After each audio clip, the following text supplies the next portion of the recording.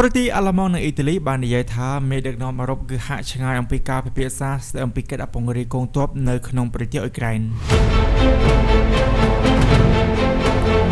ជួយទៅតាមរបាយការណ៍ដែលបានចេញផ្សាយដោយទីភ្នាក់ងារសារព័ត៌មាន Reuters អឺរ៉ុបគឺជាផ្លូវដ៏វែងឆ្ងាយអំពីការនិយាយសម្រាប់ការដាក់ពង្រាយកងទ័ពនៅក្នុងប្រទេសអ៊ុយក្រែនខណៈដែលកិច្ចខិតខំប្រឹងប្រែងទាំងអស់របស់ខ្លួនកំពុងផ្ដោតទៅលើការធានានៅបទជបាញ់ដោយគ្មានលក្ខខណ្ឌពីរុស្ស៊ី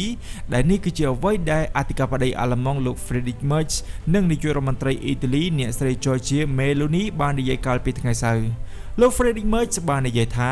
ជំហានបន្ទាប់ត្រូវតែជាទម្រង់សម្រាប់កិច្ចចរចាសន្តិភាពដែលត្រូវបានបញ្ជាក់ឲ្យបានច្បាស់លាស់ក៏ដូចជាការធានាសន្តិសុខមួយណាដែលអាចជាការចាំបាច់សម្រាប់អ៊ុយក្រែនដោយពិពណ៌នាអំពីបញ្ហាទាំងនេះថាបច្ចុប្បន្នមិនអាចទាយទុកជាមុនបាន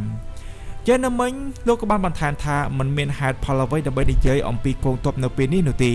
យើងស្ថិតនៅឆ្ងាយអំពីទីនោះហើយយើងចង់ឲ្យមានការបញ្ឈប់នៅអាវុធហើយការសម្លាប់ទឹកតែបញ្ចប់តែនេះគឺជាអ្វីដែលយើងចង់បាននាពេលឥឡូវនេះហើយมันមានអ្វីផ្សេងទៀតនោះទេជានៅមិញមេដឹកនាំនៃប្រទេសបារាំងអាល្លឺម៉ង់អង់គ្លេសនិងប៉ូឡូញរួមជាមួយនឹងប្រធានាធិបតីអ៊ុយក្រែនលោក Volodymyr Zelensky បានជួបប្រជុំគ្នានៅខាងក្រៅកិច្ចប្រជុំកំពូលនៅឯប្រទេសអាល់បានីកាលពីថ្ងៃសុក្រដើម្បីពិភាក្សាអំពីស្ថានភាពនេះហើយពួកគេក៏បានទូរស័ព្ទជាមួយនឹងប្រធានាធិបតីអាមេរិកលោក Donald Trump ដែលបាននិយាយកាលពីថ្ងៃសៅរ៍ថាលោកនឹងនិយាយជាមួយនឹងលោក Putin នៅថ្ងៃច័ន្ទអ្នកស្រី Meloni ដែលជានាយករដ្ឋមន្ត្រីរបស់ប្រទេសអ៊ីតាលីមិនបានចូលរួមនៅក្នុងកិច្ចប្រជុំនេះនោះទេដែលនេះជាអវត្តមានដែលប្រព័ន្ធផ្សព្វផ្សាយអ៊ីតាលីបានពិពណ៌នាថាជាការមើលងាយដោយចេតនាដែលបង្ហាញថាប្រធានាធិបតីបារាំងលោក Emmanuel Macron មិនចង់ឲ្យលោកស្រីចូលរួមនោះទេអ្នកស្រី Meloni បានប្រាប់នាយកព័ត៌មានកាលពីថ្ងៃសៅរ៍ថាអ៊ីតាលីបានបើកចំហក្នុងការចូលរួមនៅក្នុងទម្រង់ជាអន្តរជាតិណាមួយដែលមានបំណងបញ្ចប់សង្គ្រាមប៉ុន្តែបានប្រមានប្រឆាំងទៅនឹងការបែកបាក់គ្នានៅក្នុងប្រទេសលោកខាងលិចអ្នកស្រី Meloni បាននិយាយថាការរួបរวมនៃប្រទេសលោកខាងលិចគឺជាកម្លាំងដ៏អស្ចារ្យបំផុតរបស់យើងចាប់តាំងពីការចាប់ផ្ដើមនៃការឈ្លានពានរបស់រុស្ស៊ីស្ថិតនៅក្នុងពេលវេលាកម្រិតនេះវាជាការសំខាន់ក្នុងការដាក់ចេញនូវភាពខុសគ្នាផ្ទាល់ខ្លួនណាមួយដែលអាចធ្វើឲ្យខុសទៅដល់ការរួបរวมនោះជានៅមិញសហភាពអឺរ៉ុបកំពុងធ្វើការលើកកញ្ចប់នៃទណ្ឌកម្មថ្មីដើម្បីបង្កើនសម្ពាធលើទីក្រុងមូស្គូជំវិញបញ្ហាសង្គ្រាមបន្ទាប់ពីកិច្ចចរចាទល់មុខគ្នាលើកដំបូងរវាងរុស្ស៊ីនិងអ៊ុយក្រែននៅក្នុងរយៈពេល3ឆ្នាំចុងក្រោយកាលពីថ្ងៃប្រហ័សបានបរាជ័យក្នុងការទទួលបាននូវបទឈប់បាញ់បើទោះបីជារុស្ស៊ីបានយល់ព្រមសម្រាប់ការបន្តទំនាក់ទំនងនៃការចរចាក៏ដោយអធិការបតីអាល្លឺម៉ង់លោក Friedrich Merz បាននិយាយថា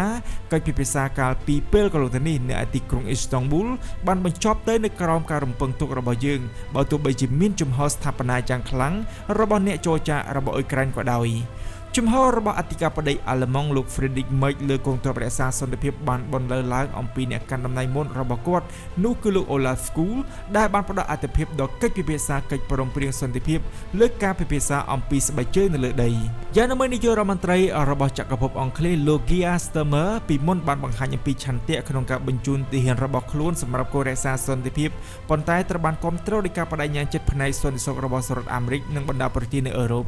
ប្រទេសរុស្ស៊ីបានច្រានចោលម្ដងហើយម្ដងទៀតនៅគំនិតរបស់ទាហានមកពីបណ្ដាប្រទេសក្នុងសម្ព័ន្ធមិត្តយោធាអង្គការ NATO ដែលកំពុងឈរជើងនៅអ៊ុយក្រែននិងបានប្រមានអំពីភាពតានតឹងនិងកំណើននៃកម្ដៅសង្គ្រាមបន្ថែមទៀតប្រសិនបើមានកងទ័ពនៃបណ្ដាប្រទេសណាមួយឈានជើងចូលក្នុងប្រទេសអ៊ុយក្រែនហើយរុស្ស៊ីអាចនឹងគំរាមប្រើប្រាស់ជាមួយនឹងអាវុធនុយក្លេអ៊ែរថែមទៀតផង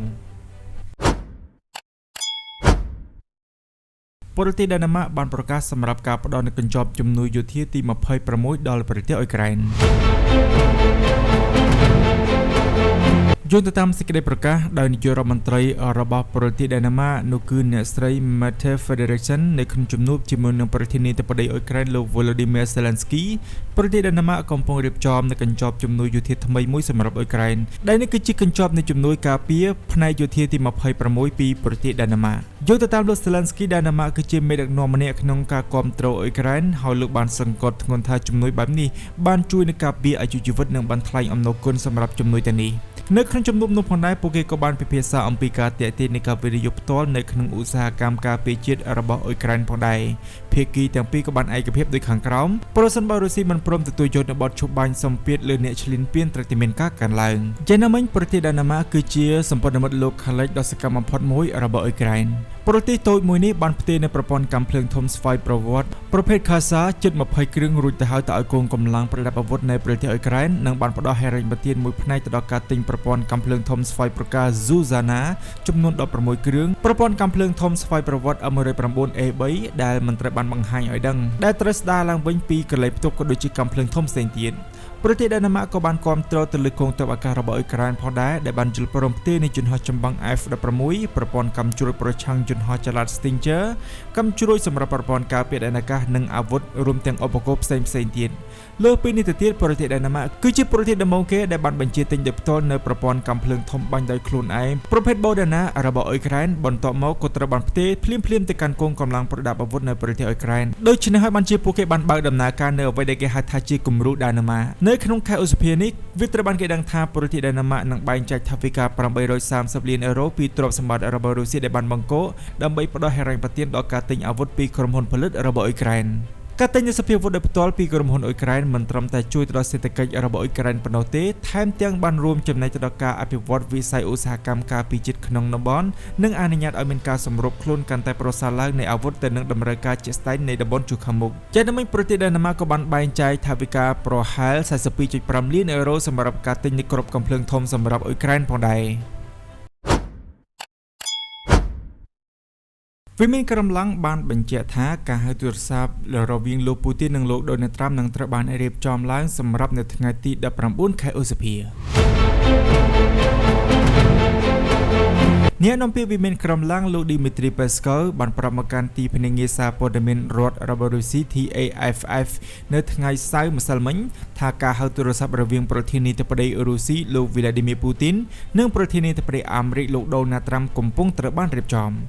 លោក Peskov បាននិយាយថាការសន្ទនាកំពុងត្រូវបានរៀបចំដោយបានបញ្ជាក់អំពីសេចក្តីប្រកាសមុនរបស់លោក Donald Trump នៅលើបណ្ដាញត្រសសរបស់គាត់ថានឹងនិយាយទូរស័ព្ទជាមួយនឹងលោក Putin នៅថ្ងៃទី19ខែឧសភាវេលាម៉ោង 10 ព្រឹកយល់ទៅតាមលោក Donald Trump ការពិភាក្សាដែលបានគោរពទុកនឹងគ្របដណ្ដប់ទៅលើចំនួនអ៊ុយក្រែននិងបញ្ហាពាណិជ្ជកម្មលោកក៏បានកត់សម្គាល់ផងដែរថាបន្ទាប់ពីការអំពាវនាវនេះលោកនឹងនិយាយជាមួយនឹងប្រធានាធិបតីអ៊ុយក្រែនលោក Volodymyr Zelensky និងមេដឹកនាំនៃបណ្ដាប្រទេសសមាជិកអង្គការ NATO ទំនងចុងក្រោយរវាងមេដឹកនាំទាំងពីរបានកើតឡើងនៅថ្ងៃទី18ខែមីនាការសន្ទនាតាមកាលវិភាគរបស់លោក Donald Trump ជាមួយលោក Putin បានកើតឡើងភ្លាមៗបន្ទាប់ពីការចរចាកម្រិតខ្ពស់រវាងប្រទេសរុស្ស៊ីនិងអ៊ុយក្រែននៅឯទីក្រុងអ៊ីស្តង់ប៊ុលប្រទេសទូគីគឺជាកន្លែងដែលភាគីទាំងពីរបានយល់ព្រមទៅលើការផ្លាស់ប្ដូរអ្នកទោសចំនួន 1000 នាក់សម្រាប់ភាគីទាំងពីររួមទាំងសំណើនៃបទជប់បាញ់ល្បិននិងការបន្តការចរចាជំនួយការប្រធានាធិបតីរុស្ស៊ីលោក Vladimir Medinsky ដែលដឹកនាំគណៈប្រតិភូទៅកាន់ប្រទេសទូគីបាននិយាយថាទីក្រុងមូស្គូពេញចិត្តទៅនឹងកិច្ចប្រជុំនេះហើយបានទទួលស្គាល់ថាអ៊ុយក្រែនបានស្នើសុំការសន្ទនាដោយផ្ទាល់រវាងប្រធានាធិបតីទាំងពីរលោកបាននិយាយថារុស្ស៊ីបានទទួលយកសំណើនេះទៅពិចារណាផងដែរ